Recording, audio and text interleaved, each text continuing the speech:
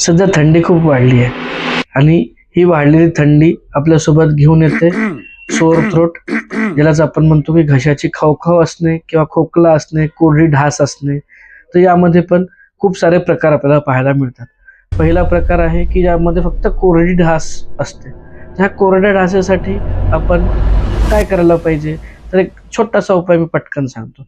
मग ही कोरडी ढास आहे तर आपण अर्धा चमचा किंवा एक चमचा तूप घ्यायचं आहे, थोडंसं कोमट करायचं आहे तुपाला आणि त्यामध्ये जे आहे ते हलकीशी एक चिमूटभर काळे मिरे पावडर टाकायची आहे आणि तिचं जे आहे सेवन करायचं आहे. दुसरा जो उपाय आहे तो आहे थोडंसं मध घ्यायचं आहे आणि या मधासोबत पण आपण थोडंसं दालचिनी किंवा काळी मिरी पावडर ही हलकीशी चाटण करायला दिली तर हा कोरडा खोकला जो आहे तो लगेचच थांबतो. यासोबत तिसरा उपाय, थोडंसं कोमट पाणी जे आहे ते दिवसभर घ्यायचं आहे. या कोमट पाण्यालाच आपण उष्णोदक असं सुद्धा म्हणतो. हिवाळ्यामध्ये उष्णोदकाचा जो आहे तो अनन्यसाधारण महत्त्व सांगितलं आहे. यामुळे तुम्हाला डायजेशन प्रॉब्लेम राहणार नाहीत. यासोबतच वारंवार जे आहे ते पाणी पित राहायचं आहे. हे पाणी पित राहिल्यामुळे किडनी रिलेटेड आजार होणार नाहीत.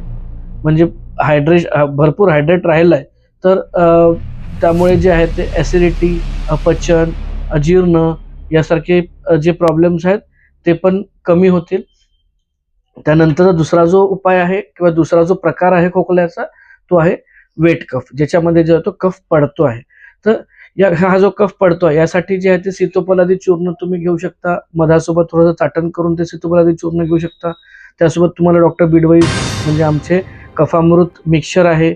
त्यासोबतच तुम्हाला टॉन्सिल ऑइल आहे. सपोज टॉन्सिल्स वाढले असतील तर त्यासाठी थोडंसं कोमट पाणी करायचं आहे. त्या कोमट पाण्यामध्ये थोडंसं सेंधव मीठ घालायचं आहे आणि थोडी हळद, आणि यांनी सपोज गार्गल केलेत तर ही जी टॉन्सिलची सूज आहे ती खूप लवकर थांबते आणि लवकर आराम पडतो. आणि एक्सटर्नली जे आहे ते डॉक्टर बिडवेसचा टॉन्सिल. तर या प्रकारे जे आहे ते थंडीमध्ये भरपूर हायड्रेट राहा, चांगलं जेवण करा, गरम गरम खा आणि स्वतःला जे आहे ते जितक्या उष्ण ठिकाणी ठेवता येईल तेवढं थोडंसं उष्ण ठिकाणी किंवा उष्ण राहून जे आहे ते स्वस्थ राहा. थँक्यू.